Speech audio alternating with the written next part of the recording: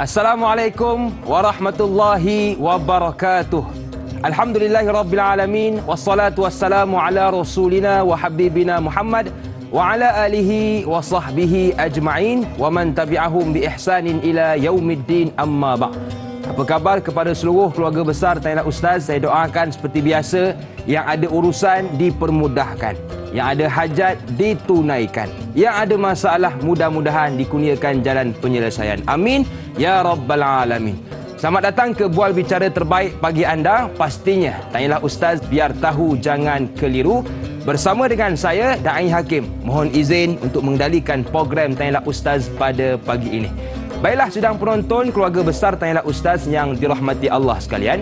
Seperti biasa, setiap pagi Sabtu dan Ahad kita akan membicarakan tentang segmen tafsir dan taranum. Untuk pagi ini kita masuk kepada surah Sad, iaitu ayat 16 hinggalah ayat yang ke-18. Masih lagi bersama dengan panel kita ataupun guru kita yang mulia, tak lain tak bukan Prof. Madya Datuk Dr. Muhammad Farid Ravi Abdullah. Assalamualaikum Datuk, apa khabar? Waalaikumsalam warahmatullahi wabarakatuh. Alhamdulillah, masih lagi segak, masih lagi kacak. Subhanallah. Terima kasih kepada Datuk yang masih lagi sudi bersama dengan kita pada pagi ini. Dan kepada anda keluarga besar Taylah Ustaz yang handsome, cantik, comel, semuanya adalah. Ingin bertanyakan soalan seperti biasa, boleh buat panggilan ke 1800 881677. Kak nak dah call banyak kali dah Da'i, tak diangkat-angkat. Jangan marah macam biasa. Boleh terus ke Facebook kami juga, iaitu Taylah Ustaz TV3. Bukan TV9. Tu jenuh mencari tak jumpa-jumpa tu. Taylah Ustaz TV3. Baiklah. Jadi insya-Allah pada permulaan perbincangan kita pada pagi ini, kita nak dengarkan dahulu bacaan surah Sad ayat 16 hinggalah ayat 18. Dipersilakan Datuk. Ya, terima kasih Da'i Hakim, kepada para penonton, ibu ayah yang saya kasih sekalian. Kita mulakan seperti biasa dengan doa subhanalladzi sakhkhara lana hadza. Bukan. Alhamdulillahilladzi ahyana ba'da ma amatana wa ilaihin nusyur. Segala puji bagimu ya Allah yang telah menghidupkan kami setelah kami dimatikan untuk seketika, dan kepada Engkau jualah kami akan dikembalikan. Alhamdulillah, terima kasih ya Allah kerana bagi kami meneruskan kehidupan kami sebagai seorang muslim dan memberi kami peluang untuk mendampingi kalamullah. Alhamdulillah. Imam Said Qutb pernah sebut dalam mukaddimah tafsir dia, al-hayatu fi zilalil Qur'ani ni'matun la ya'rifuha illa man dhaqaha. Hidup di bawah limbungan naungan Al-Quran adalah satu nikmat, tidak akan dapat merasakan, mengecapi nikmat tersebut melainkan mereka yang dapat merasainya.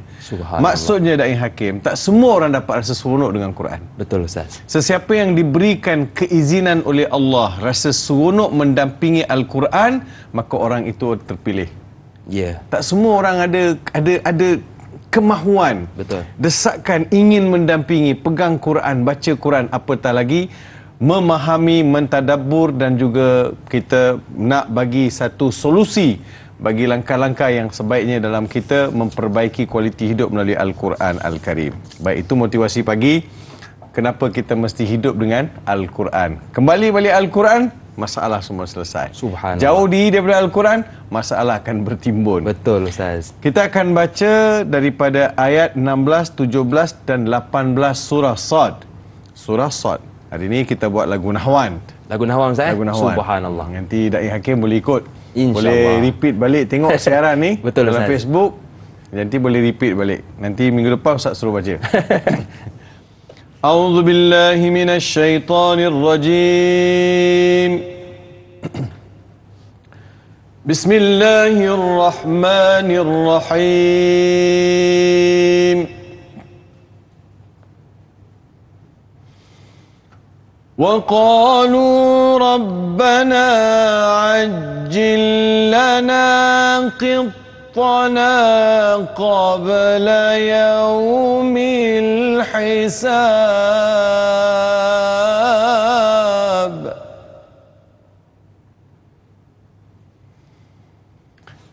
اصبر على ما يقولون واذكر عبدنا داود ذا الأيد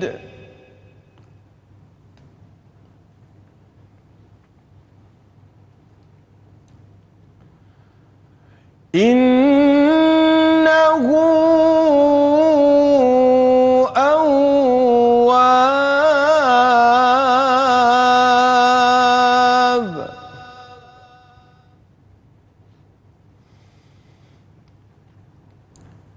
Inna sakharna al-jibala ma'ahu yusabbihna bil-'ashiyyi wal-israq.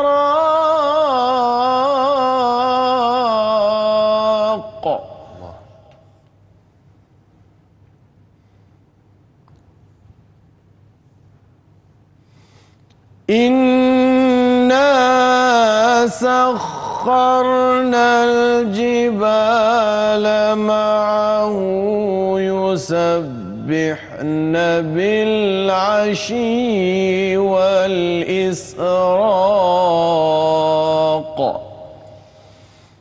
Inna sakharna al-jibala ma'ahu yusabbihna bil-'ashiyyi wal-ishraq. Sadaqallahul azim. Sadaqallahul azim. Benarlah firman Allah Subhanahu wa taala. Ibu ayah, mari sama-sama kita saksikan terjemahan bagi ayat 16, 17 dan 18. Dan mereka pula berkata secara mengejek-ejek, "Wahai Tuhan kami, segerakanlah azab yang ditetapkan untuk kami sebelum datangnya hari hitungan amal," iaitu yang dikatakan oleh Muhammad itu.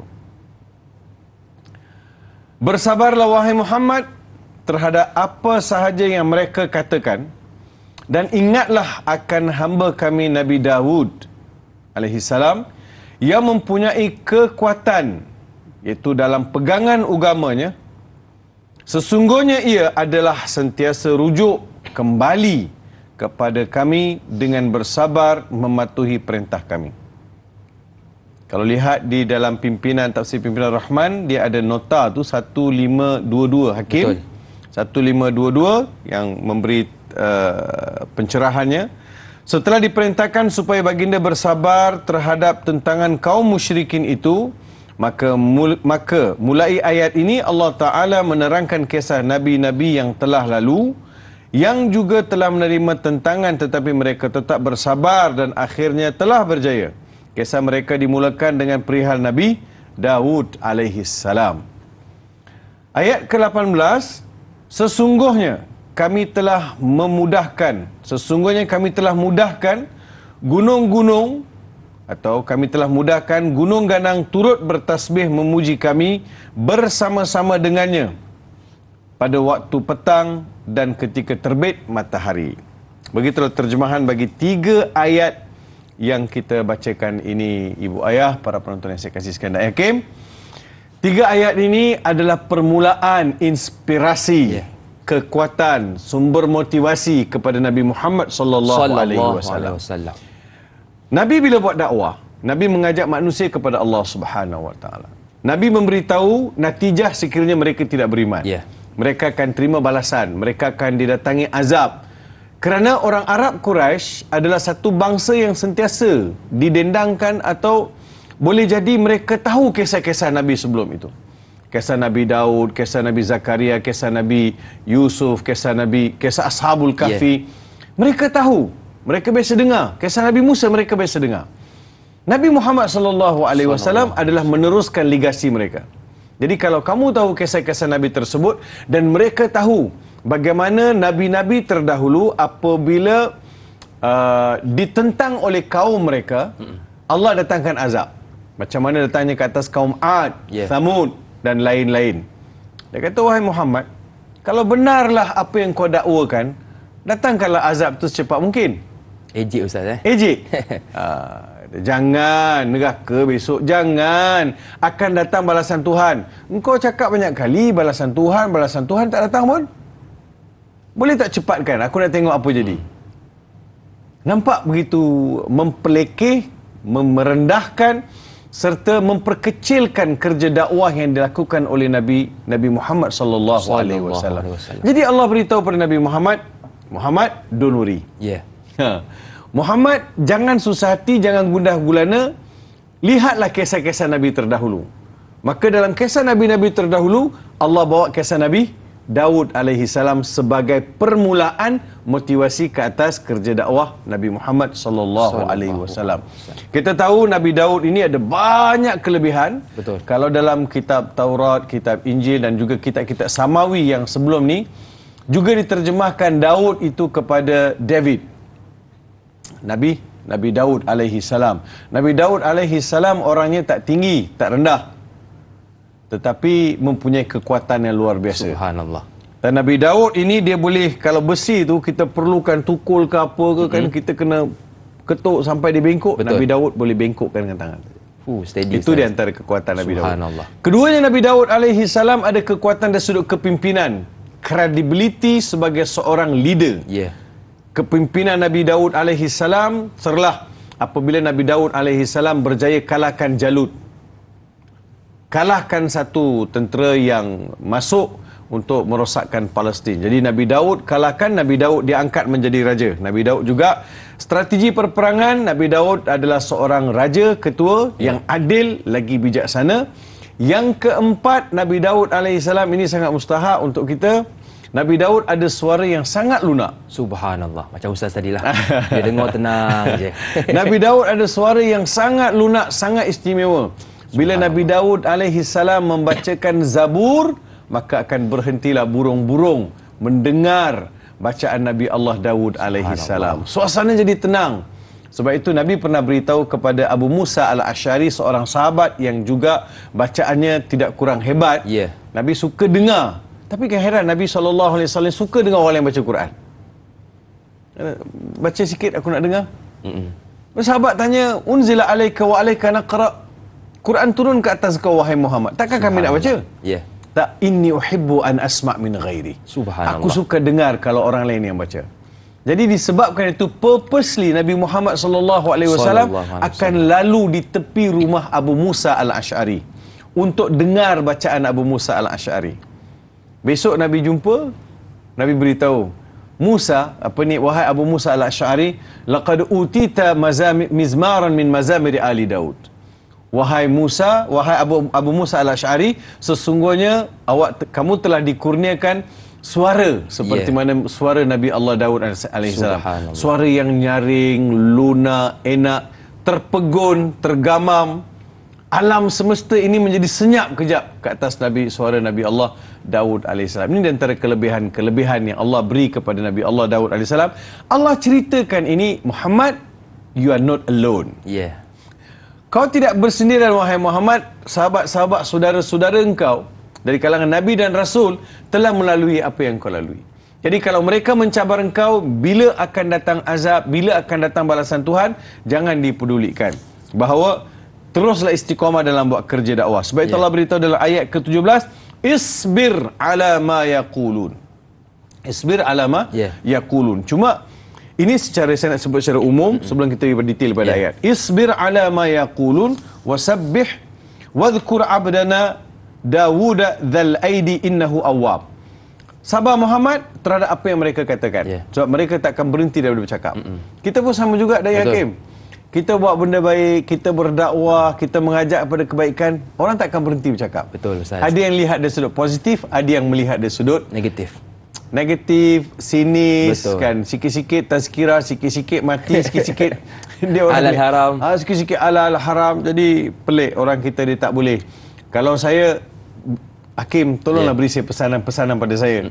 Mungkin saya ada benda-benda yang saya tak ada benda-benda saya mungkin tak sempat terlepas pandang. Bolehlah bagi nasihat pada saya. So kalau boleh kita hidup dengan zakir ni, ingatkan saya, beri saya peringatan.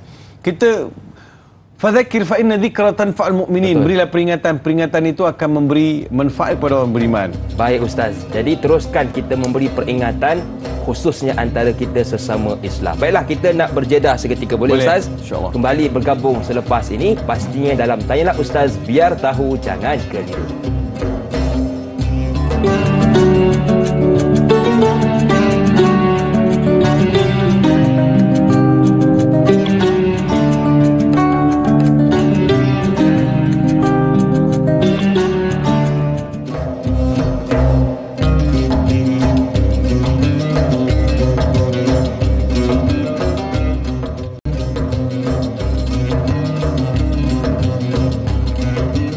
kasih kepada anda yang masih lagi sudi bersama dengan kami dalam Tanyalah Ustaz, biar tahu jangan keliru. Masih lagi bersama dengan kami dalam tafsir dan taranum surah Sad ayat 16 hinggalah ayat yang ke-18 bersama dengan panel kita Prof Madya Datuk Dr Muhammad Farid Ravi Amdullah. Jadi kepada anda keluarga besar Tanyalah Ustaz yang ada sebarang kemusykilan, boleh ajukan soalan dengan buat panggilan ke 1800 881677 atau boleh juga ke Facebook kami Tanyalah Ustaz TV3. Baiklah, pada pagi ini kita nak mulakan dahulu dengan tafsiran ayat 16, kemudian ayat 17 dan kemudian ayat 18. Kemudian barulah kita buka kepada persoalan. Boleh ke boleh? Boleh. Alhamdulillah Ustaz. Boleh ke boleh? Boleh. Boleh. Baik Ustaz, jadi kita nak dengarkan dahulu tafsiran ayat 16 Ustaz. Silakan. Okay. Terima kasih Dai Hakim dan juga para penonton di rumah yang saya kasihi. Cuba kita perhatikan ayat 16. Allah Subhanahu wa taala berfirman, A'udzubillahi minasyaitonirrajim, wa qalu rabbana ajjil lana qittana qabla yaumil hisab. Dua perkataan yang saya kira jarang-jarang kita dengar, malahan kalimah qittana sekali saja disebut dalam surah ini. Wa qalu rabbana ajjil lana qittana. Qittana. Jadi biasanya ada terjemahan, kita lihat pada terjemahan, dan mereka pula berkata secara mengejek-ejek. Wa qalu rabbana, wahai Tuhan kami, segerakanlah azab yang ditetapkan untuk kami. Ajjil lana, maksud segerakan, perkataan ajil. Ya. Kan? Ajjil lana qittana. Maksudnya tetapkan yang sebelum azab itu disegerakan ke atas kami sebelum datangnya hari hitungan. Qittana, maksudnya qittana di sini disebut sebagai hitungan amalan. Hitungan amalan. So kalau hitungan amalan ini amal, jadi kalimah-kalimah yang biasa kita dengar. Tapi kenapa Quran sebut qittana, perkataan qittana? Kita lihat dari sudut tafsiran yang diberikan oleh para ulama.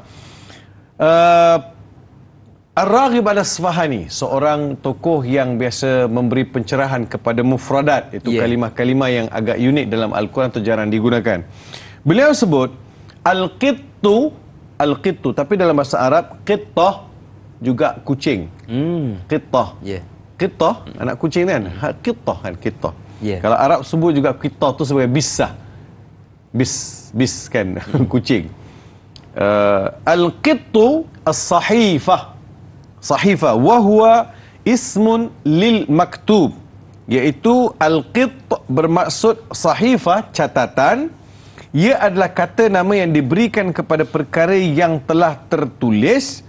Al-qitt di dalam ayat ini bermaksud catatan azab yang telah tertulis kepada golongan musyrikin.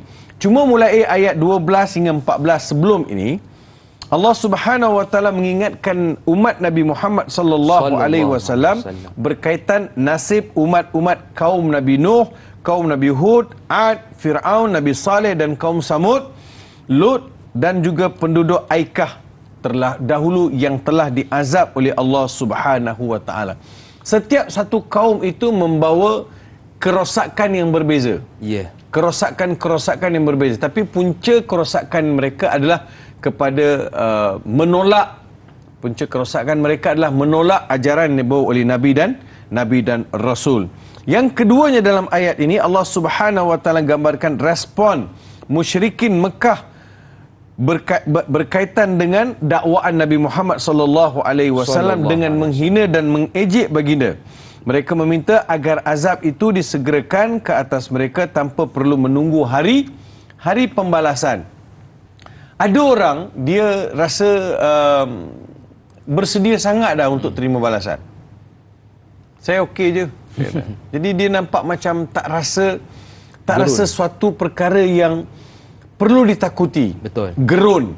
Sedangkan kematian, azab adalah satu perkara yang sangat dahsyat, bukan suatu yang mudah. Kita akan lalui dengan pelbagai kesakitan, pelbagai perkara yang tak pernah kita rasakan. So sebab itu jangan pernah ada di antara kita yang meminta disegerakan azab. Bila nak datang azab ni, bila datang bencana, jangan. Bencana-bencana yang ada sekarang pun manusia tak tertanggung. Apatah lagi kalau datang satu bencana yang besar. Betul. Bila Allah Taala sebut dalam surah Al-Haqq, wa mal haqq wa ma adraka mal haqq, kadzabat Thamud wa 'adun bil qari'ah. Bila Allah Subhanahu wa taala gambarkan bagaimana kaum 'Ad, Samud telah engkar kepada Allah Subhanahu wa taala, sakhkhara alaihim sab'a layalin wa thamaniyata ayyamin husuma fataral qauma wadqa. Fataral qaum, bila melihat pada kaum yang datang azab Allah Subhanahu wa taala, mereka lihat selepas datang azab tu, saya baca ayat ni saya rasa Allahu akbar, dahsyat sungguh balasan Allah Subhanahu wa taala ke atas mereka. Datang ribut yang 7 hari 7 malam, sab'a layalin wa thamaniyata ayyamin husuma. Manusia-manusia di situ, atau manusia saja, keseluruhan manusia tu yang tolak ajaran yang dibawa oleh Nabi Saleh, mereka semua terpacak, kepalanya terpacak dalam bumi, kaki ke atas. Dia kata seperti pokok korma, kebun korma yang dipanah peti. Macam tegak. Jadi adakah azab yang kita minta tu azab yang macam tu? Disegerakan hisab, disegerakan pembalasan. Kita pun tak tahu apa ada dalam kitab kita. Dia kata ajil lana qittana, kembalikan, bawalah sahifah itu, catatan yang kau kata kami akan dapat catatan. Kat mana catatan itu? La yughadiru saghiratan wala kabiratan illa ahsaha. Allah beritahu dalam surah Al-Kahfi, bila mereka dapat catatan besok Hakim, mereka kata mali hadzal kitab, mali hadzal kitab la yughadiru saghiratan wala kabiratan illa ahsaha. Apa kitab ni? Apa kitab ni? Dia tak tinggalkan satu benda pun. Yang sekecil-kecil pun dia sebut, yang besar pun, paling besar pun dia sebut. Subhanallah.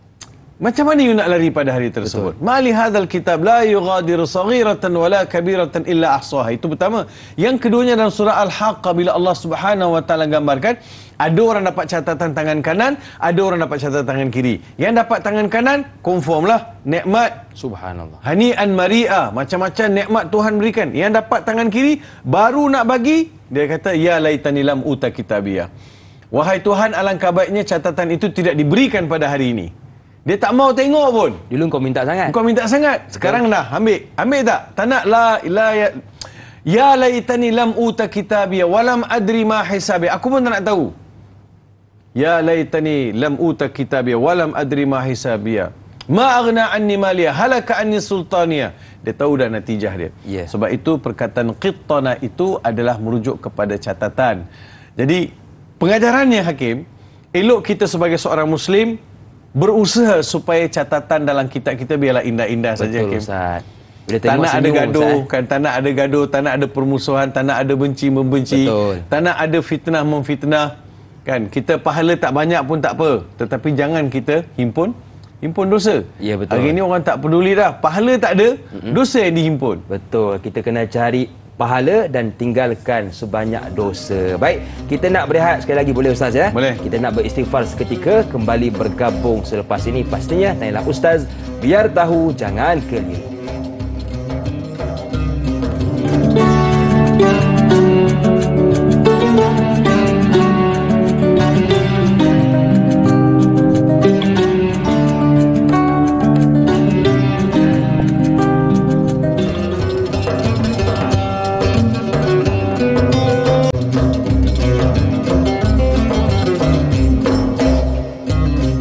Apa tanda orang sombong lidahnya bercabang, hatinya tempang? Apa tanda orang sombong baru mengaji dah ajak bertaji? Apa tanda orang sombong nikmat diberi, ibadah tak dipeduli? Masih lagi bersama dengan saya Da'i Hakim, juga guru kita Prof Madya Datuk Dr. Muhammad Farid Ravi Abdullah, membicarakan berkaitan tafsir dan taranum surah Sad ayat 16 hinggalah ayat 18. Baiklah, kita nak sambung tafsiran berkenaan ayat 16, kemudian 17 dan 18. Silakan Datuk. Ya, terima kasih kepada Ayah Hakim, terima kasih kepada Ibu Ayah, para penonton yang masih setia bersama kami. Kita masuk ayat ke-17 bila Allah Subhanahu wa taala berfirman, isbir ala ma yaqulun wadhkur abdana Dawud dzal aidi innahu awwab. Kita baca lagu nahwan harakat pertama, tengok. A'udzubillahi minasyaitonirrajim. اصبر على ما يقولون واذكر عبدنا داود ذا الأيد إنه أواب. Sadaqallahul azim.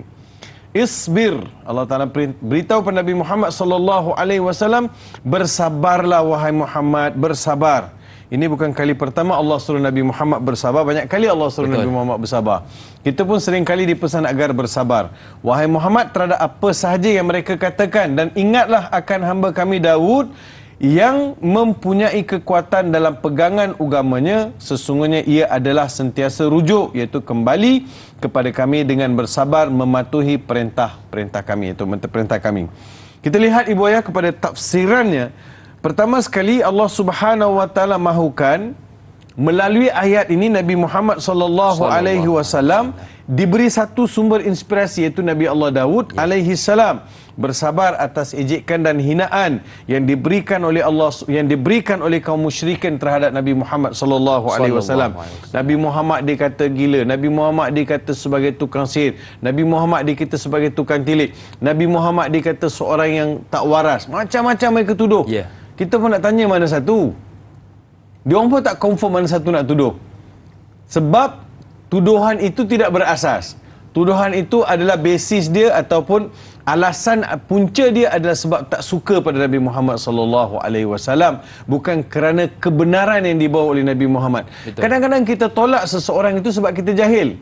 Kita tak nak dengar. Awal-awal lagi kita tak nak dengar. Tengok Hakim cakap sana, dia tak boleh dengar lah. Dia tak nak dengar lah. Dengarlah dulu. Kenapa tolak? Dengar dulu. Lepas tu buatlah judgement. Tapi kita peluang orang bercakap pun kita tak nak bagi. Ini banyak berlaku dalam masyarakat. Kadang-kadang orang nak bagi explain, tak ada, saya tak nak dengar semua. Dengar dulu. Betul.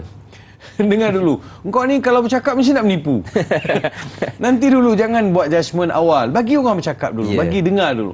Mungkin ada perkara yang orang nak sampaikan, disebabkan kita tak bagi peluang orang tu berbicara, kita terus dah sekat kebenaran. Kita anggap kita lah betul. Bukan semua benda kita tahu pun. Okey, betul tak? Ya.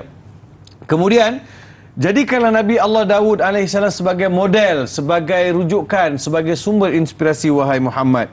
Kita pun sama juga. Tapi kita pula jadikan Nabi Muhammad SAW sebagai sumber inspirasi kita, kekuatan kita, tempat kita rujuk perihal yang berkaitan dengan kehidupan. Kemudian terdapat 9 perkara atau 9 sifat yang ada pada Nabi Allah Daud alaihi salam, disebutkan oleh Allah Subhanahu wa taala bermula daripada ayat yang ke-17 ini. Daripada ayat 17 sampailah ayat-ayat berikutnya, Allah Subhanahu wa taala highlightkan Nabi Allah Daud ada 9 sifat. Jadi ibu ayah, para penonton kena sabar. Kita nak tahu 9 sifat ni. Macam mana 9 sifat ni jadi beri kekuatan pada Nabi Muhammad, dan 9 sifat ni juga akan memberi kekuatan kepada saya, kepada kita semua.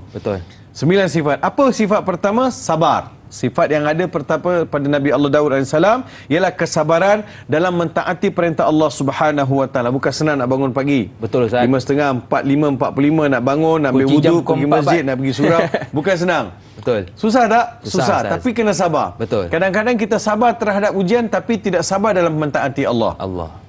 Kita kena ada kesabaran. Bukan senang nak tinggalkan selimut, nak tinggalkan bilik yang ada aircon, tilam yang empuk. Bukan senang. Tatajafa junubuhum anil madaji yad'una rabbahum khaufan wa tama'an wa mimma razaqnahum yunfiqun. Allah puji orang yang tinggalkan tempat-tempat tidur yang enak, mahu berkorban. Kita kena sabar dan mentaati Allah Subhanahu wa taala.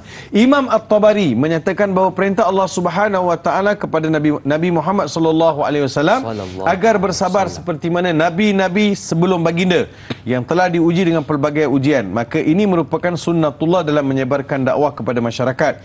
Yang keduanya, sifat kedua iaitu sifat kehambaan. Dalam ayat ni cuba lihat. Sifat kehambahan Nabi Daud alaihi salam. Abdana, sifat ubudiyah yang ada pada Nabi Allah Daud alaihi assalam. Jadi Muhammad, kau juga kena ambil sifat ubudiyah, berserah diri. Jangan pernah kau bertangguh. Sebab itu dalam dakwah Nabi Muhammad sallallahu alaihi wasallam, awal-awal lagi Allah perkasakan Nabi Muhammad dengan ibadat. Kita sebagai pendakwah, sebagai seorang Muslim, kita kena ada kekuatan dalaman. Spiritual, kita mesti kuat. Roh kita, kerohanian kita mesti kuat. Kalau tidak, kita mudah rapuh, mudah give up. atau berpatah balik daripada ujian-ujian yang kita lalui. Bukan senang buat kerja dakwah. Betul tak? Sebab itu Allah Ta'ala beritahu kepada Nabi Muhammad dalam surah Al-Muzammil, surah Al-Mudathir, bangun Muhammad, hidupkan malam, baca Quran. Bangun Muhammad, hidupkan malam, baca Quran, berqiyamul lail, bertawajuh kepada Allah. Itu menjadi sumber kekuatan. Yang ketiga, Dhal Aid. Cuba ibu ayah tengok perkataan kalimah Dhal Aid. Dhal Aid. Dhal Aid dalam ayat ini membawa maksud kekuatan. Kekuatan. Dia kata Nabi Allah Daud alaihi salam adalah seorang yang mempunyai kekuatan. Dalam Al-Quran bila sebut Dhal Aid. Hakim Dhal Aid. Seorang yang ada kekuatan. Farid Dhal Aid. Seorang yang ada kekuatan. Kenapa dirujuk Dhal Aid? Dha itu pemilik, Aid itu tangan. Tangan, pemilik tangan. Atau tangan yang menggambarkan kekuatan. Sebab itu saya sebut Nabi Allah Daud AS tangan baginda berkematu. Tengok tangan? Tak ada, licin elok. Tangan Nabi Allah Daud AS berkematu. Sebab Nabi Allah Daud AS bekerja. Subhanallah. Membanting tulang. Sebab Nabi Daud AS adalah gambaran kepada seorang lelaki yang bekerja kuat. Subhanallah. Mencari rezeki kepada ahli keluarga. Kan Nabi Daud AS tak makan daripada pemberian orang. Allah Akbar. Dia seorang yang menjaga izzah, kemuliaan diri dengan pastikan makan adalah daripada hasil tangan dia. Dia tidak mengharap kepada orang lain. Wahai Muhammad, engkau juga jangan mengharap kepada orang lain. Wahai Farid, engkau juga jangan mengharap kepada orang lain. Mengharaplah, berharap ataupun berdirilah di atas kaki sendiri dengan membanting tulang, kudrat yang Tuhan bagi untuk mencari rezeki. Betul. Itu kekuatan yang Allah Subhanahu wa taala berikan kepada Nabi Muhammad sallallahu alaihi wasallam supaya Nabi Muhammad tidak give up. Itu Dhal Aid. Itu maksudnya Dhal Aid. Imam Al-Baghawi sebut, maksud Imam Al-Baghawi nukilkan kata-kata Ibnu Abbas. Menurut beliau, kekuatan yang dimaksudkan ialah kekuatan dalam menunaikan ibadat dan juga menunaikan kerja-kerja seharian. Nabi Daud ini orangnya tak tinggi tapi kuat, gagah. Jadi ketua ni dia mesti nampak kuat, adik. Hakim. Betul. Dia kena ada sifat tu, Ustaz. Kena ada. Satu perkara yang kita kena tahu. Tiba-tiba tegak badan. Leader. Betul. You must show yourself ni you are strong. Nampak lembik. Jadi orang kata, ini ke? Macam mana you nak lead? Betul. Sebab dalam sejarah ni, bila kata ketua dia akan duduk di depan. Dia akan lead. Dia akan lead. Sama ada dalam peperangan, dalam sesuatu pembukaan empire, dia akan duduk depan. Jadi imam. Dia mesti seorang yang kuat. Tak boleh dia seorang yang lemah. Dari sudut fizikalnya, dia sakit dan sebagainya, satu perkara tak boleh elak, Hakim. Tetapi, kena fit. Kena fit bagi saya. Pemimpin kena fit. Saya ada jumpa seorang rektor dekat universiti dekat luar negara kan. Saya kata, "Oh, you look very fit, sir." Saya katakan, "Prof, you look very fit." Saya kata dia. Dia kata, "Yes, because not easy to take care of one university," dia kata. Betul. Bukan senang nak jaga sebuah universiti, bukan senang nak jaga orang. Dalam bahasa yang lain, senang saya nak hambat dia orang yang tak buat kerja ni. Kalau badan fit, Ustaz. Badan fit. Yang keempat, Hakim, innahu awwab. Sifat yang keempat yang ada pada Nabi Allah Daud alaihi salam, innahu awwab, iaitu sentiasa merujuk kembali kepada Allah Subhanahu wa taala, satu taubat terhadap apa yang dan sebagai taubat yang yang sentiasa menggambarkan sifat rujuk. Taubat ini maksudnya kembali kan? Jadi nabi-nabi dan rasul ini sentiasa berwaspada walaupun mereka telah patuh A to Z perintah-perintah Allah ni, mereka juga akan bertaubat. Menginsafi apa yang mereka telah lakukan. Ini bagi ayat yang ke 17, 18 kita akan uraikan nanti setelah kita ambil soalan daripada penonton, Hakim. Okey, baik Ustaz. Jadi Ustaz telah kongsikan kepada kita 4 kunci. Yang pertama sabar, yang kedua hamba, yang ketiga kekuatan dan yang keempat sentiasa taubat. Baiklah, kita nak bertakbir seketika, kembali bergabung selepas ini. Pastinya tanyalah Ustaz biar tahu, jangan keliru.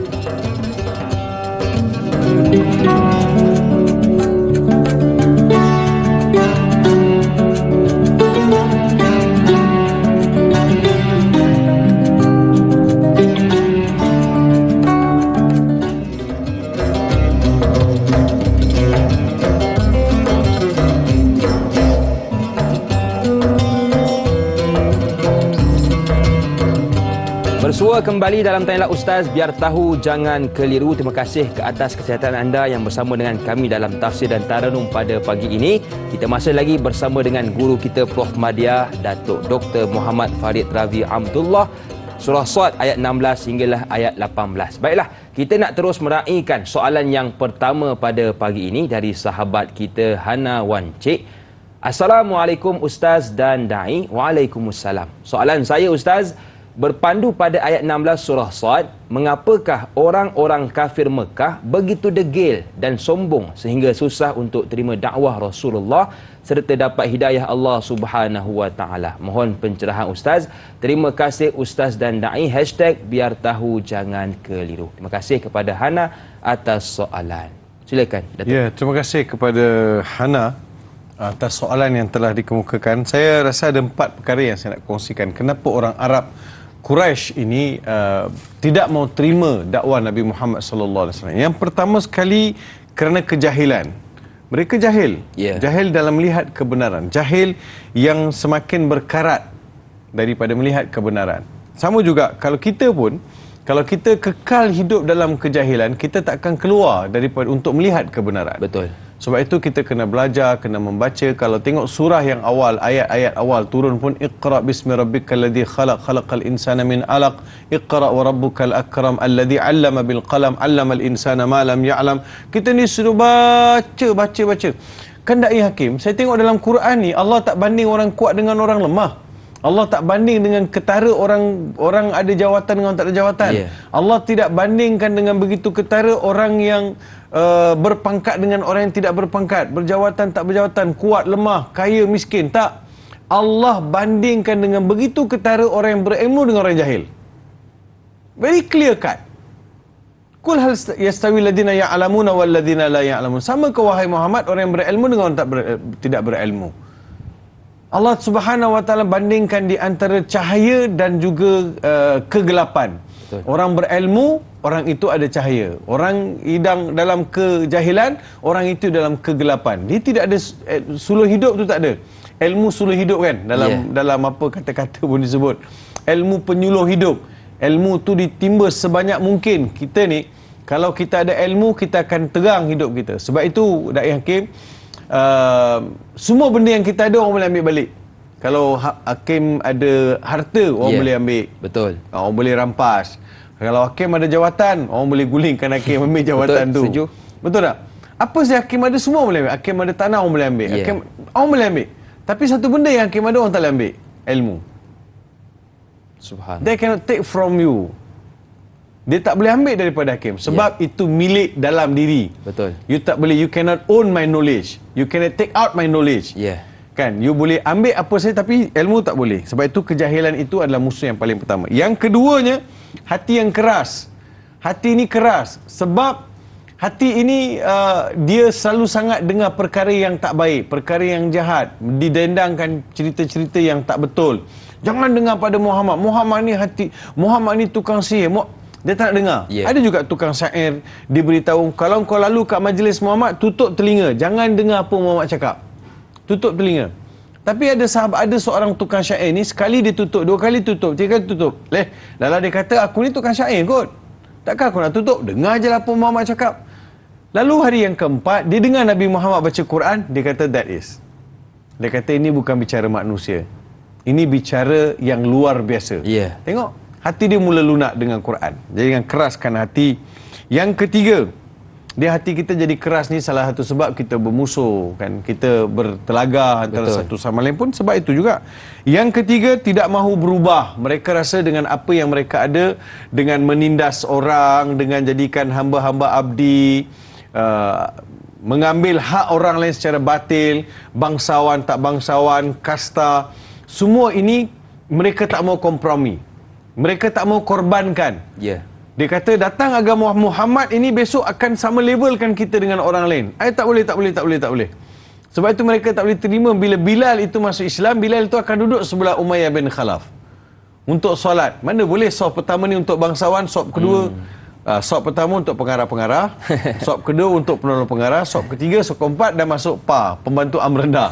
Dalam Islam mana boleh? So yang tu orang Arab tak boleh terima. Dia masih rasa dia mesti jaga dia punya apa? Kebangsawanan dalam jahiliah. Itu yang ketiga. Keempat, mereka berpegang dengan agama nenek moyang. Mereka nampak agama Muhammad ini tidak secocok dan mencabar agama nenek moyang. Kita pun nak tanya juga, sampai bila kita nak berpegang dengan agama nenek moyang sekiranya agama nenek moyang itu bertentangan dengan akal, bertentangan dengan kebenaran, bertentangan dengan logik. Takkan kita masih nak berpegang. Jadi 4 perkara ini menjadi punca kenapa masyarakat jahiliah itu susah sangat nak terima dakwah Nabi Muhammad SAW. Baik, jadi 4 perkara yang perlu kita jauhi. Yang pertama, jahil kerana tiada ilmu. Yang kedua, hati keras. Yang ketiga, bermusuh tak mahu berubah. Dan yang keempat, pegang agama nenek moyang kita. Baiklah, kita nak meraihkan seorang pemanggil pula. Assalamualaikum, siapa di sana? Waalaikumsalam, Da'i Hakim, Kak Yat sini, Nohayati Ismail dari Rawang. Ya, silakan Kak Yat. Terima kasih, Da'i. Assalamualaikum, Ustaz. Waalaikumsalam, Kak Yat. Tadi Kak Yat dengar Ustaz kata pemimpin kena keras dan tegap. Jadi kita seorang perempuan sebagai pengurus rumah tangga pun kena tegap dan kuat, Ustaz. Ya. Jadi, Kak Yat nak soalan Kak Yat, Ustaz. Kak Yat nak tanya, dalam Al-Quran kita selalu jumpa perkataan kami, aku dan nya. Jadi Kak Yat selalu dengar orang bertanya, jika Allah gunakan perkataan kami, sedangkan Allah itu Esa. Tapi Kak Yat pernah terbaca, maksud kami itu adalah, maksudnya Allah ada bersama para malaikat dan pesuruhnya. Jadi Kak Yat nak tanya, adakah itu nahu dalam bahasa Arab atau bagaimana? Jadi Kak Yat nak mohon pencerahan dari Ustaz. Adakah benar yang Kak Yat baca tu sebab Kak Yat takut kita salah pemahaman? Betul. Itu saja soalan Kak Yat, Ustaz. Terima kasih. Assalamualaikum. Waalaikumsalam warahmatullahi wabarakatuh. Terima kasih kepada Kak Yat menarik soalan beliau tentang kadang-kadang kita jumpa penggunaan kami dalam Quran, Ustaz. Mungkin ada sedikit ulasan. Cuma sebelum tu Kak Yat kata dia sempat tu. Ya, betul. Dia kata, habis Kak Yat pun kena tegap juga. Kak Yat pun kena sihat. Dia isteri kena sihat lah. Kan, bila isteri tak sihat, dia home minister kan. Ya. Dia home minister, bila tak sihat, kita akan lihat betapa akan ada gangguan lah dari sudut pentadbiran pengurusan. Ayah dia tak biasa dengan benda-benda yang teknikal. Ayah ni kerja kat luar, bawa balik rezeki, nak beli barang boleh, tapi nak atur cara, nak tengok bila nak basuh kain, bila nak jemput anak tu, bila nak makan. So yang ni benda teknikal, ibu saja yang ada kemahiran tersebut. Betul. Dan dia home minister always lah, sampai bila-bila. Jadi kena sihat, kena sihat, dan juga kena ada ketegasan. Ibu kena ada ketegasan, ibu kena ada prinsip dalam mengurus dan juga menjaga anak-anak. Itu penting tu Kak Yat. Sebab Kak Yat juga adalah pemimpin di rumah. Betul. Ya. Yang keduanya, persoalan berkaitan dengan kami, aku dan dia di dalam Al-Quran. Bila Allah Subhanahu Wa Taala sebut nahnu, itu menggambarkan kekuasaan, kerajaan, keagungan, pemilikan mutlak. Bila Allah sebut aku ni, bila kata kami, maksudnya dengan segala tentera yang Allah Subhanahu Wa Taala ada.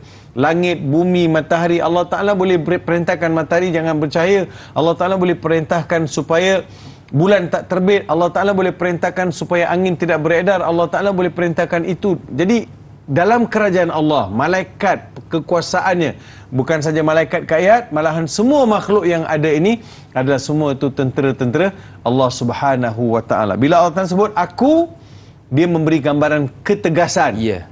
Ada kalanya Allah gunakan aku, dia nak beritahu ifrat, iaitu ketunggalan di dalam kekuasaan. Sesuatu perkara yang mustahak Allah Subhanahu Wa Taala akan sampaikan. Dan semua perkara yang Allah sampaikan itu mustahak, tapi ada kalanya penegasan itu berlaku kepada aku.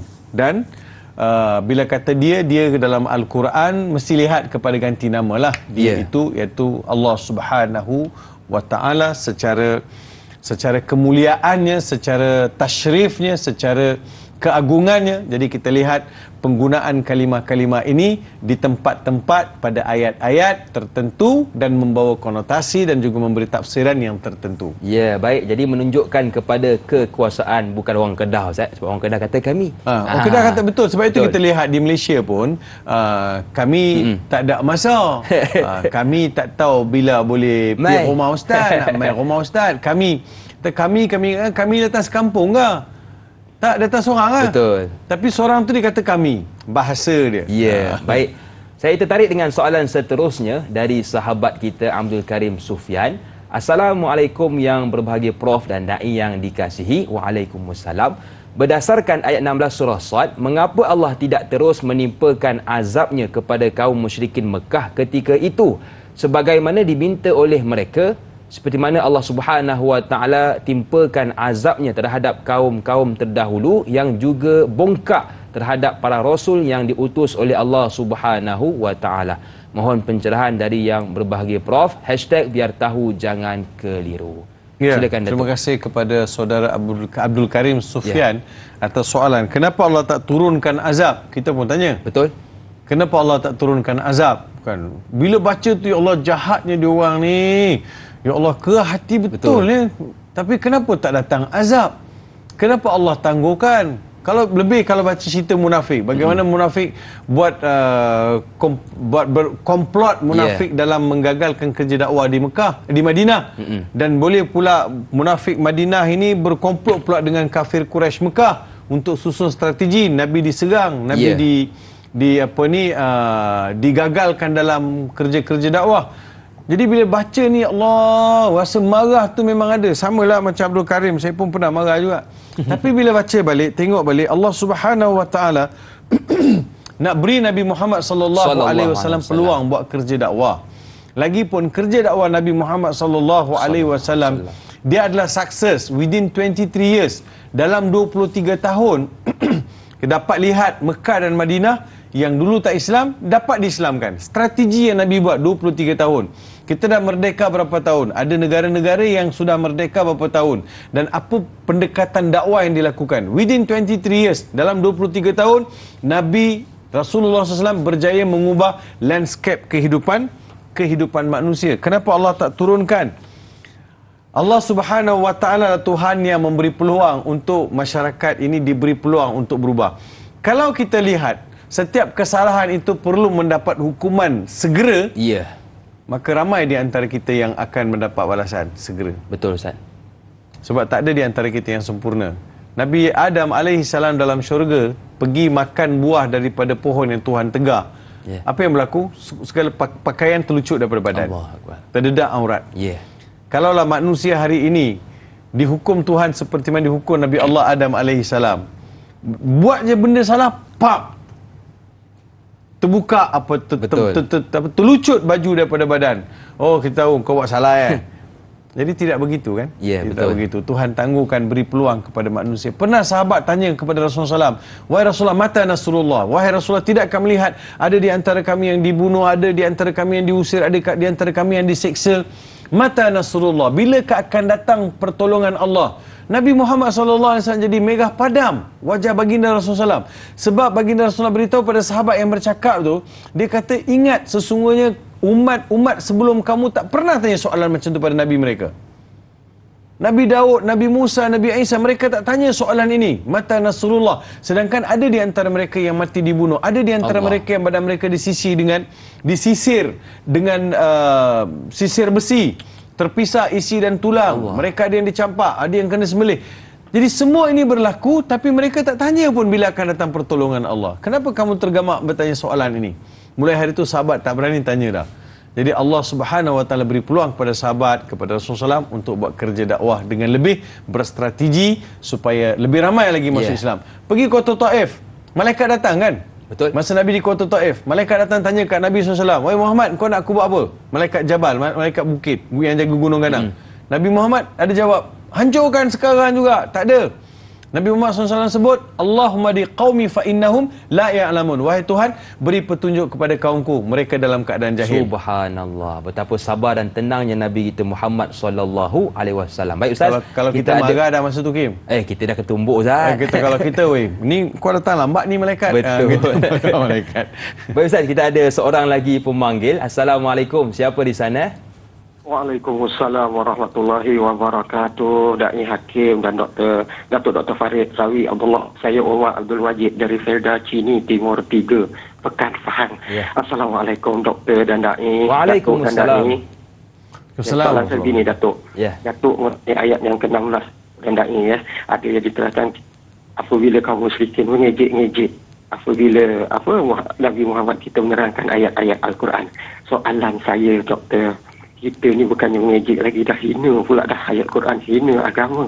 Tapi kita ni apa yang dikatakan tak sampai, belum lagi sampai apa yang diturunkan kepada azab kepada kaum-kaum yang terdahulu. Apakah kita, soalan saya, Doktor, Datuk, apakah kita ni yang sering banyak buat kesalahan, yang sering lebih besar daripada kesalahan kaum musyrikin, tapi kita ni ditangguhkan azab. Jadi, apakah sekiranya kita ini mempertikai ayat Quran, menghina agama dan sebagainya, apakah kita ini boleh dikategorikan sebagai kaum musyrikin yang suka mengejek-ngejek akan dalam ayat surah Sad ayat yang ke-16 itu? Apakah kita serupa dengan golongan yang mengejek-ngejek ayat-ayat Al-Quran itu? Ini soalan saya, Datuk Da'i. Terima kasih banyak, Datuk dan Da'i. Senyum nampak gigi. Ada rezeki kita jumpa lagi. Terima kasih banyak. Assalamualaikum. Waalaikumsalam warahmatullahi wabarakatuh. Terima kasih kepada Tuan Omar Abdul Majid, Kak Leha bini Pak Wan, kahwin ketika usia muda. Bila dengar pantun Tuan, hati gembira, datang bahagia. Cantik soalan daripada Tuan Omar. Tapi dah ambil pantun Hakim tu. Boleh ambil, Ustaz? Itu tagline Hakim kan. Senyum nampak gigi. Terima kasih, Alhamdulillah. Okey Ustaz, soalan dia menarik untuk kita bahaskan berkaitan. Hari ini ada juga perangai musyrikin yang mengungkit dan juga menghina ayat Quran. Jadi bolehkah kita samakan dengan musyrikin Mekah? Silakan Ustaz. Ya, yang bagi saya Allah Subhanahu Wa Taala gambarkan satu insiden, satu suasana yang kita semua kena bersedia. Kalau zaman Nabi ada orang baik, zaman Nabi juga ada orang munafik. Betul. Zaman Nabi ada orang beriman, ada orang munafik. Ada orang beriman, ada musyrik. So kita akan melalui proses ini, kita akan melalui suasana ini sepanjang zaman sampai kiamat. Kita akan lalui. Jadi orang Islam dia kena bersedia. Dia kena bersedia akan ada orang Islam sendiri yang datang mempelekeh. Sebab ramai juga orang Islam yang buat kajian duduk dekat France, duduk dekat overseas kan, negara-negara yang so-called negara yang pesat dengan kajian research. So di situ mereka buat kajian dan juga memperkecilkan Islam. Yang buat kajian itu nama kat situ Hakim juga. Nama kat situ pun Muhammad, nama kat situ Ismail. Jadi mereka pun ambil part untuk melihat kelompongan ataupun memburukkan Islam, sedangkan mereka tidak ada knowledge yang cukup dan melihat dari sudut pandang yang negatif. Patutnya kajian itu mesti dilakukan secara kolektif, bukan secara selektif saja, tapi mesti lihat secara keseluruhan. Sebab itu kita akan lihat ada akan orang mengejek, ada orang akan menghina, akan ada menyekat. Betul. Ya, akan ada yang menyekat, akan ada yang menghalang. Jadi semua ini kita kena bersedia untuk mendapani keadaan mereka ni, keadaan suasana ini. Allah Subhanahu Wa Taala, sebab salah satu benda juga saya kena share dengan tuan-puan. Allah Subhanahu Wa Taala beritahu kenapa azab tidak didatangkan kepada umat selepas pada umat Nabi Muhammad sallallahu alaihi wasallam. Wa ma kana Allahu mu'adzibahum wa anta fihim. Allah Subhanahu Wa Taala tidak akan mengazab kamu selagi mana, tidak akan mengazab mana-mana umat Nabi Muhammad sallallahu alaihi wasallam selagi mana wa anta fihim. Kau hidup, kau ada, amalan kau dijaga, sunnah kau dijaga. InsyaAllah, mudah-mudahan kita dijaga oleh Allah Subhanahu Wa Taala. Baiklah, Tanya Ustaz di TV3 akan berakhir di sini, tetapi teruskan bersama dengan kami untuk siaran tambahan 30 minit di TV9 selepas ini. Jumpa selepas ini pastinya. Tanya Ustaz, biar tahu, jangan keliru.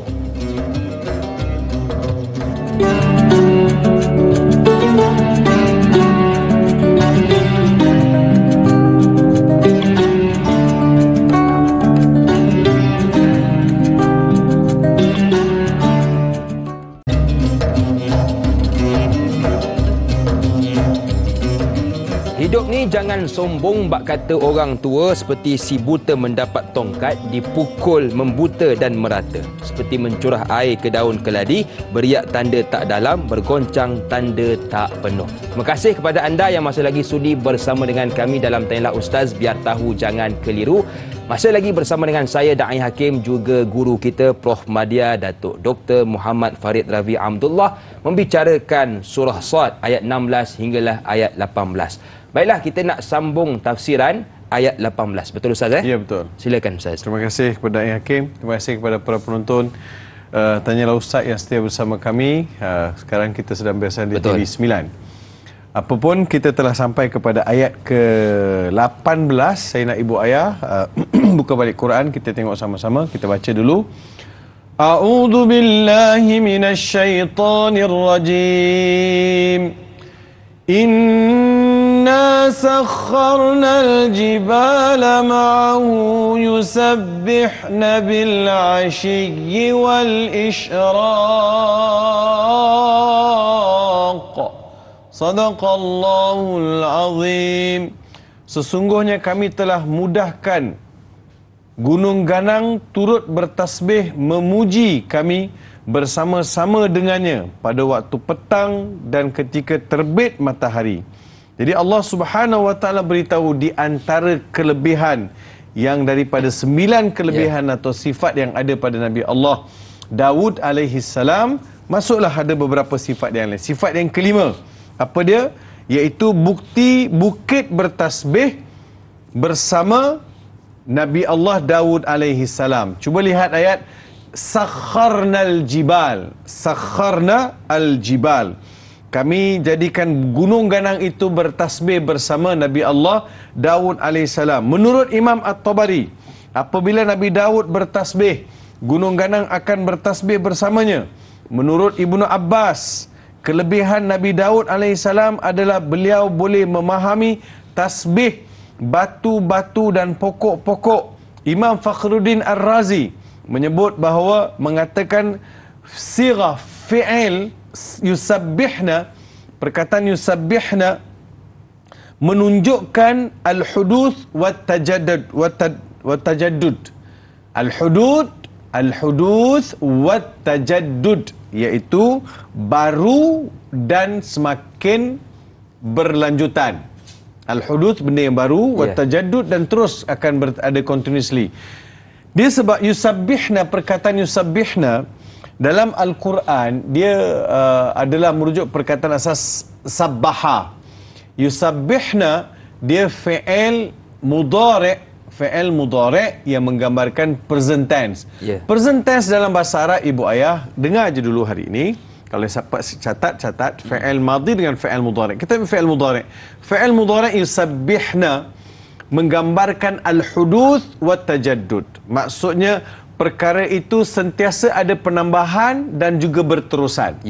Contohnya wa yuqimuna shalah. Mereka sedang mendirikan solat dan akan terus mendirikan solat.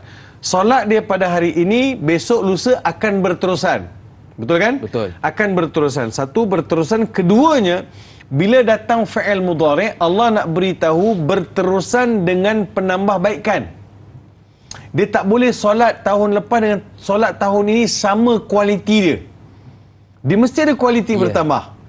Dari sudut penghayatan, dari sudut faham, dari sudut gerak-geri dalam solat, itu yang dimaksudkan. Jadi dalam ayat ini yusabbihna, maksudnya makhluk-makhluk ini bertasbih memuji Allah Subhanahu wa taala. Wa in min syai'in illa yusabbihu bihamdi walakin la tafqahuna tasbihahum.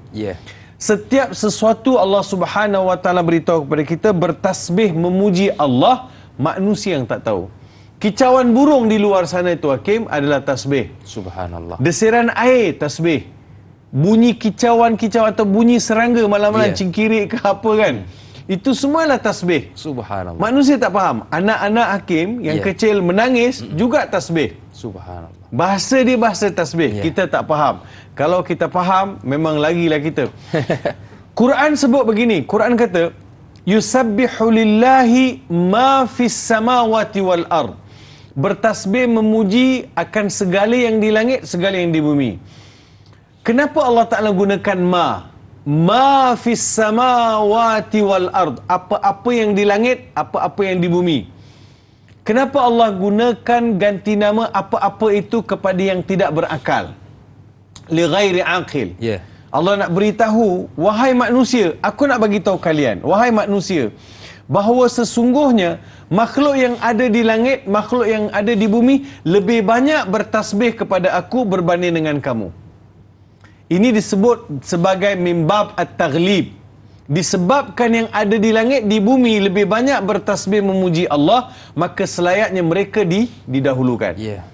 Cacing di dalam tanah, semut di dalam busut yang ada tu, sarang-sarang semut, ikan di lautan, pasir di tepi pantai, banding dengan manusia, mana lebih banyak? Makhluk ni lebih banyak. Jadi makhluk ni lebih banyak bertasbih. Tak pernah gagal bertasbih kepada Allah. manusia ni kena diingatkan. Dah zikir belum lagi ni, dah tasbih belum lagi ni, kadang kita rehat kejap, jom kita berjedah kejap, jom kita berzikir kejap.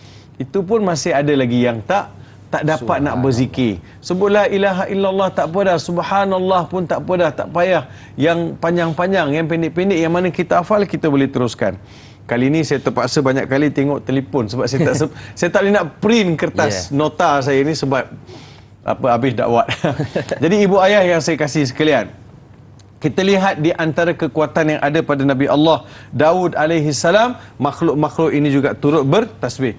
Hakim, kita nak faham macam ni. Kalau kita ni cukup, kalau kita ni bagus, kalau kita ni memang seorang yang jaga hubungan dengan Allah, zikir, solat, hubungan sama manusia kita jaga, Quran kita jaga, makhluk ni semua akan happy dengan kita. Betul. Setiap langkah kita direstui oleh Allah dan dibahagiakan oleh alam semesta. Kita akan rasa bahagia. Setiap sesuatu mengalu-alukan. Betul. Setiap sesuatu akan rasa gembira dengan kewujudan kita. Kita bukan perosak, tapi kita senada dengan perintah Tuhan. Kita sebagai makhluk dengan Allah jaga hubungan dan juga makhluk-makhluk lain jaga hubungan. Jadi kita senada sebagai makhluk yang tunduk pada perintah Allah Subhanahu Wa Taala. Baik, jadi hubungan dengan Allah kita jaga, hubungan dengan manusia pun kita bina. Baiklah, kita ada pemanggil lagi di talian. Assalamualaikum. Siapa di sana? Waalaikumsalam. Ni Mama Hanifah dari Pulau Pinang. Apa abang Naim dan Ustaz? Alhamdulillah. Semua mau doa biar Tuhan bagi selamat dari dunia sampai ke akhirat. Amin. Amin. Terima kasih Mamu. Silakan Mamu. Soalan Mamu, Doktor. Ya. Yang kan Nabi Allah Lut punya jamnya degil. Nabi Muhammad SAW boleh bentuk Nepal tu punya degil. Tapi zaman lah ni, zaman Mamu lah. Pasal apa Mamu degil lebih teruk pada Nabi Allah Lut yang masa tu. Pasal apa yang Mamu dengan semua-semua orang yang ikut. Tapi Mamu yang degil sekali. Pasal apa Mamu tak boleh ikut cara Nabi ni. Pasal apa? Ini kan kita nak dengar ni. Yang bagus saja Nabi itu buat, tapi kita tak buat. Pasal apa yang kita dengan PR Mamu lah. Pasal apa jadi yang Tuhan tolonglah. Nasihat kat Mamu dan nasihat yang kat siapa yang dengar seperti Mamu juga lah. Baik. Baik, terima kasih. Doa-doa lah kat Mamu. InsyaAllah, amin. Tetapkan iman kat Mamu. Amin. Assalamualaikum warahmatullahi wabarakatuh. Waalaikumsalam warahmatullahi wabarakatuh. Terima kasih kepada Mamu Hanifah. Mamu ni Ustaz, saya suka sebab dia menggunakan diri sendiri. Mamu ni degil, tak mau dengar cakap. Dan kita pun kena mengaku yang kita pun banyak buat silap Ustaz. Ya, betul. Jadi kenapa manusia pada hari ini degil sangat? Kita dah cerita tentang Quran pagi, petang, siang, malam, tetap menolak. Jadi bagaimana Ustaz? Silakan. Ya, bagi saya dia manusia ni bila melalui proses kematangan hidup, dia mesti mencerap apa yang melihat di persekitaran dia dan mengambil pengajaran.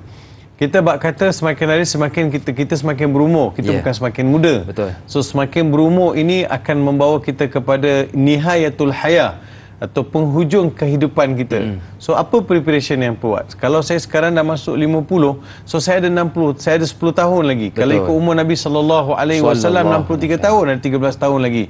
Apa persiapan-persiapan saya boleh buat? Bagaimana saya mempersiapkan diri saya dan juga keluarga saya dan juga apa saya nak tinggalkan? So saya mesti lihat daripada sudut situ, barulah saya tak jadi degil. Saya pun jadi degil ni sebab apa saya jadi degil? Kenapa saya terima sesuatu kebenaran? Apa yang menyebabkan? Sebab saya ni memang tak bersedia untuk berubah. Saya tak nak berubah. Saya rasa saya dah jadi manusia yang hidup dalam zon yang selesa, comfort zone. So tak nak berubah. Sayyidina Abu Bakar pernah sebut, orang yang hari ini seperti semalam.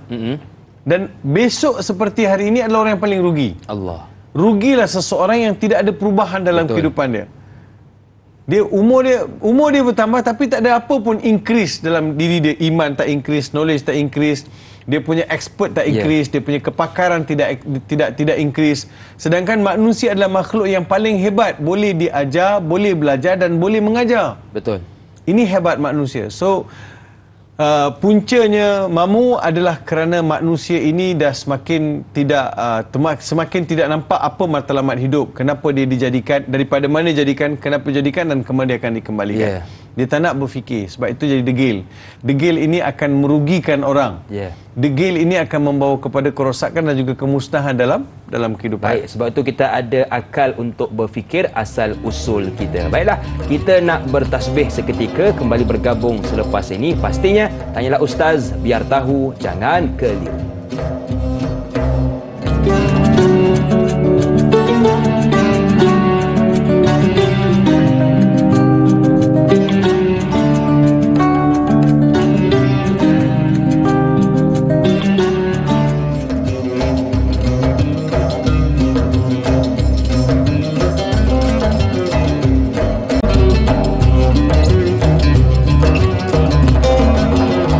Terima kasih kepada anda yang masih lagi sudi bersama dengan kami dalam Tanyalah Ustaz, biar tahu jangan keliru. Kita masih lagi membicarakan berkaitan tafsir dan taranum surah Sad ayat 16 hinggalah ayat 18 bersama dengan guru kita yang mulia Prof Madya, Datuk Dr. Muhammad Farid Ravi Abdullah. Baiklah, kita nak terus meraihkan soalan seterusnya dan kali ini dari Adib Aizuddin. Assalamualaikum Ustaz dan Da'i serta semua kru yang dihormati. Waalaikumsalam. Ayat 18. Apakah maksud kami tundukkan gunung ganang untuk bertasbih bersama dengannya waktu pagi dan petang? Mohon pencerahan Ustaz. Terima kasih. Hashtag biar tahu jangan keliru. Dan saya juga Ustaz selalu jumpa perkataan pada waktu petang dan juga pada waktu pagi. Jadi apa kaitan dia Ustaz? Silakan. Terima kasih Da'i Hakim dan juga terima kasih kepada saudara Adib Aizuddin atas soalan tadi. Menarik. Maksudnya kenapa Quran selalu sebut pagi petang, bil asal fi subhi, kan? Kenapa pagi petang? Apa kaitan ni? Kadang-kadang sebut pagi petang, kadang petang dan pagi. Begini, dalam kehidupan kita ni kita tak boleh lari daripada terikat dengan masa. Jadi bila Allah Subhanahu Wa Taala sebut pada waktu petang dan waktu terbit matahari, kalau waktu petang, betul lah pagi petang. Petang tu adalah bermula daripada tenggelam bila berlaku asar, sampailah maghrib, sampailah subuh. Itu dikira sebagai petang lah, masak. Masaan, jadi maksudnya bil asyiyi, dan yang mana pada waktu petang itu adalah waktu manusia sudah berhenti nak habis kerja dah. Daripada kesibukan. Dia nak ending, penutup. Dan ada juga riwayat sebut pada waktu asar. Sebab lepas waktu asar, malaikat akan tukar shift. Jadi biarlah bermula shift itu dengan catatan yang indah-indah, dengan tasbih dan zikir. Dan saya melihat bahawa manusia itu mesti dikepung pagi dan petang. Supaya pagi ada zikir dia, petang pun ada zikir dia. Zikir dalam erti kata ingat kepada Allah Subhanahu Wa Taala. Sebab itu disebut al-isyraq, waktu isyraq. Kita tahu pagi tu, selepas naik matahari, waktu syuruk, kan? Kemudian kita ada waktu duha. So itu waktu isyraq. Dan Ibnu Abbas sebut isyraq dalam ayat ini membawa maksud waktu duha. So sebab itu Nabi SAW jaga solat sunat duha. Subhanallah. Kita jaga juga jarang-jarang. Buat juga tapi jarang-jarang waktu duha. Jadi solat duha ini adalah solat yang Nabi SAW jaga, dan di antara perkara yang bagi saya teringat kepada pesan guru saya dulu. Dia kata solat sunat duha ini adalah umpama kita nak minta macam kita nak minta izin kepada Allah sebelum kita mulakan kerja. Sebelum kita makan, ambil rezeki dia, kecapi rezeki dia, minta izin. Itulah umpama solat sunat duha ni. Ya Allah, hari ni aku nak kerja, murahkan rezeki. Ya Allah, kalau aku makan ni, makan yang halal. Ya Allah. Jadi minta izin, restu pada Tuhan melalui solat duha untuk meneruskan kehidupan. Pada petang hari pula kita akan insaf, kan? Kita akan bertasbih menutup hari tersebut. Semoga hari itu indah-indah saja. Sebab itu pagi dan petang. Dalam kesibukan manusia jangan lupa pada Allah Subhanahu Wa Taala. Baik, jadi sesebut mana macam kita pun jangan lupa berzikir kepada Allah Subhanahu Wa Taala. Baiklah Ustaz, kita ada lagi pemanggil. Assalamualaikum, siapa di sana? Waalaikumsalam warahmatullahi wabarakatuh. Datuk dan Da'i Haji Tukinon, Haji Muhammad Saleh daripada Budai Johor, ya. Ya Haji, silakan Haji. Ya Haji. Baik, persoalannya Ustaz dan Da'i kita telah panjang lebar bersoalan nanti. Dalam ayat yang last ni, yang dalam Ramadan, ada satu tasbih ataupun ini gunung ganang bertasbih, tapi kita ni selalu menyuruh atau banyakkanlah bertasbih Subhana Rabbiyal A'la dan Subhana Rabbiyal Azim. Apa keistimewaannya tasbih ini, doktor dan Nais, sebab kita digalakkan supaya jangan meninggalkan. Kalau boleh kita kena buat hari-hari. Assalamualaikum, selamat pagi. Tak pakai tak pakai mask, barulah nampak gigi. Ya. Terima kasih banyak-banyak. Baik, terima kasih kepada Tuan Haji Tukino. Nampak gigi kami yang tak nampak gigi Tuan Haji. Baik Ustaz, antara zikir yang boleh kita amalkan, Subhan Rabbiyal A'la wa bihamdi, Subhan Rabbil Azim wa bihamdi. Ustaz, silakan. Terima kasih kepada Haji Tukinon. Ya, manusia kena selalu bertasbih lah supaya kita tergolong golongan makhluk yang seiring dengan perintah Allah Subhanahu wa taala, bertasbih pagi dan petang. Kalau gunung ganang itu bertasbih, secara fizikalnya kita tak nampak pun bentuk bunyi tasbih, tetapi dia bertasbih kepada Allah Subhanahu wa taala. Malu kita dengan alam semesta, yang lain semua bertasbih, yang engkar adalah manusia. Yang kalau kita dengar Ustaz, malu kita Ustaz. Malu kita tak bertasbih pun. Dan kita berkira-kira bertasbih itu berapa banyak kita nak bertasbih. Cuma dalam dua zikir atau dua bentuk zikir yang disebut oleh Tuan Haji Tukinon, ada riwayat hadis kalimatani khafifatani fil lisan wa thaqilatani fil mizan wa habibatani indar rahman.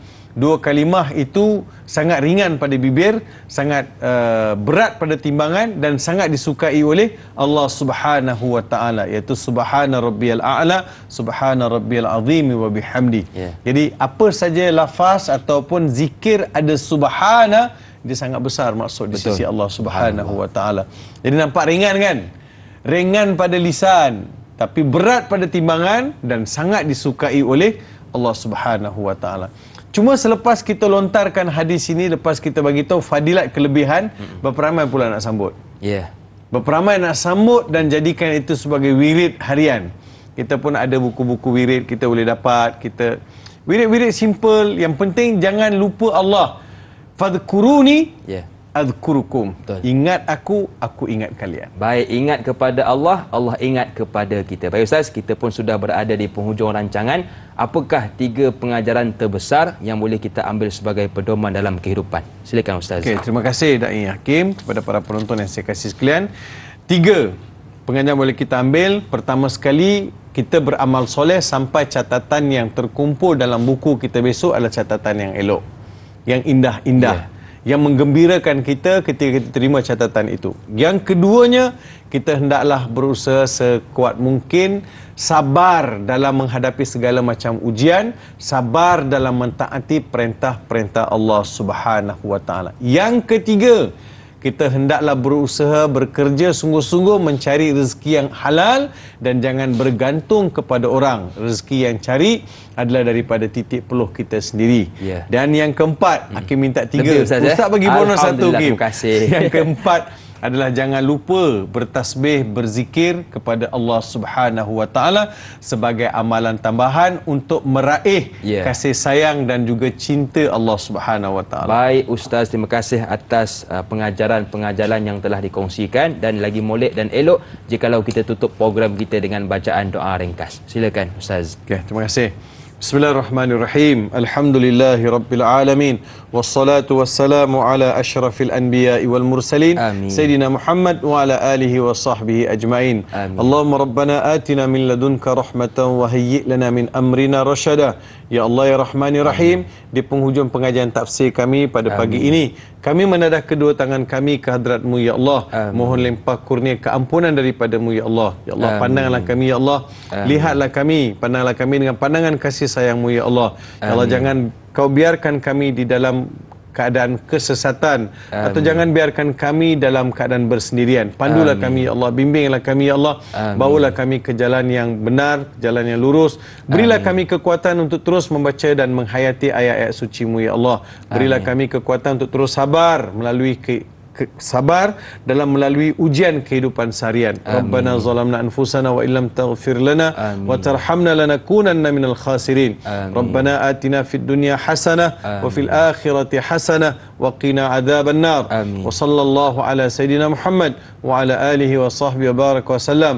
Subhana rabbika rabbil izzati amma yasifun. Amin. Wa salamun alal mursalin. Walhamdulillahi rabbil alamin. Amin ya rabbal alamin. Terima kasih kepada guru kita yang sudi bersama dengan kita pada pagi ini, dan kepada anda keluarga besar Tanyalah Ustaz, teruskan menonton Tanyalah Ustaz pada esok pagi bersama dengan sahabat saya yang segak lagi kacak, iaitu Da'i Azrin, juga guru kita Ustaz Halim Din, dengan topik akhlak susah ke ibadah, bermula seperti biasa 6.30 hinggalah 8.30 pagi. Akhir kata, jom kita tutup dengan tasbih kafarah dan suratul As. Bismillahirrahmanirrahim. Subhanakallahumma wa bihamdika asyhadu an la ilaha illa anta astaghfiruka wa atubu ilaik. Wal 'asri innal insana lafi khusr illa alladziina amanu shalihat wa tawassaw bil haqqi wa tawassaw bis sabr. Kak Leha makan lepat makan bersama Pak Mahat. Mudah-mudahan ilmu tersemat buat bekalan ke akhirat. Saya Da'i Hakim mengundur diri. Senyum nampak gigi, ada rezeki, jumpa lagi. Assalamualaikum warahmatullahi wabarakatuh. Assalamualaikum warahmatullahi wabarakatuh. Terima kasih Ustaz.